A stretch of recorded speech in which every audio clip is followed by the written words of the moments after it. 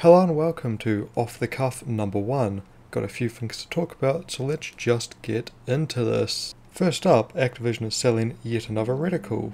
This time it's a smiley face. Yes, you heard right, a smiley face.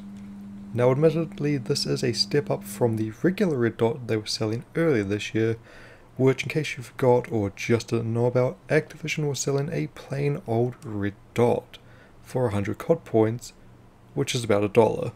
Though it was on sale for half price, so you're actually only paying 50 cents for a red dot.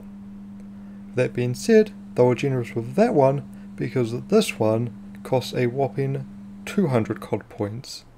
That's $2 for a smiley face. Yes, Activision is that greedy, especially considering it's been free in prior Call of Duties. But nope. Gotta chase those dollar signs, don't you, Activision? Sticking with Activision, or more correctly Activision Blizzard, Sebastian Stepien is now working for Blizzard.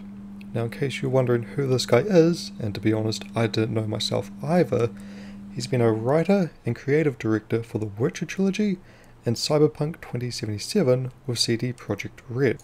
His new role at Blizzard is creative director on an unnamed project. One can only hope Diablo 4 and not some terrible mobile game. Moving on, Honeypop 2 is going to be censored on launch, well only on Steam at least. According to HoneyDev, this decision comes after some devs have had games pulled or made difficult to discover on the store, even after Steam's everything is allowed policy change. On the positive side, it'll still be uncensored everywhere else, and as HoneyDev puts it, some mad lads might drop a patch though, so you'll still be able to patch in nudity like most other visual novel games. Looking at you, Nekopop. Yeah. And now time to talk about everyone's favourite game, Fallout 76. Yes, over the course of the next several weeks they'll be releasing their first major content update, though what specifically they haven't said. My guess would be a vault opening, since that would be a pretty big event, and data miners have found evidence to suggest that there'll be some sort of raid event to do with the vault's opening.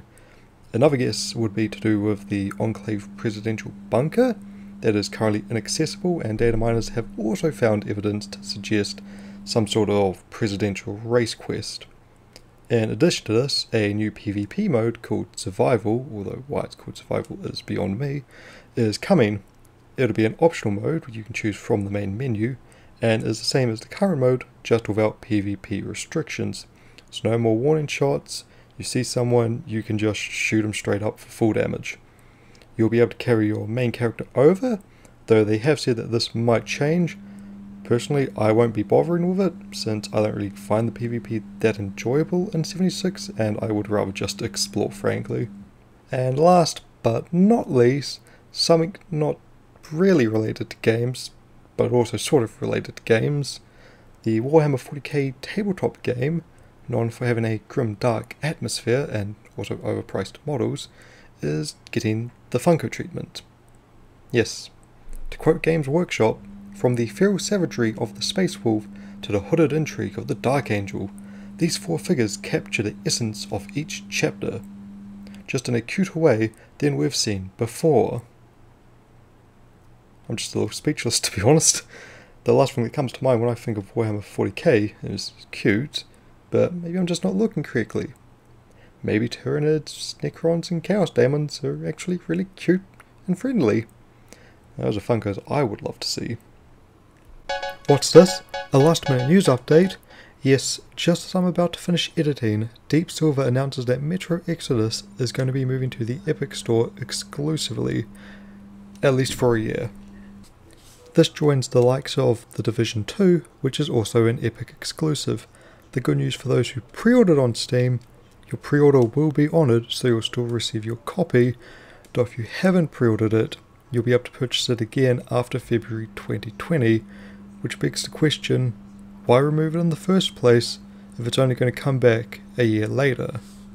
Now I think this is a good chance to discuss why I'm not fond of the Epic Store. I do agree that Steam does need some form of competition, even if some already exists in the forms of Humble Bundle and Good Old Games for example, but when people act like epic snatching games and keeping them as exclusive is competition, I have to disagree. That is not competition. You have removed the choice of what service I could use and forced me to use your service. An example of competition would be Hotline Miami, for example. That's available on Steam, Humble Bundle, and Good Old Games, with 3 different prices, about $1 difference. Each store is competing for your business. By not allowing your game to be sold on other stores, you're not competing against anyone. It's no different to consoles. Want to play Bayonetta 2? Buy our Switch. Want to play Bloodborne or Spider-Man? Buy our PlayStation. Exclusivity does not equal competition. That's all I have to say now. Did you like it? Did you hate it? Either way, come over to Into Sanctuary, link in the description, and tell me what you thought. Peace out.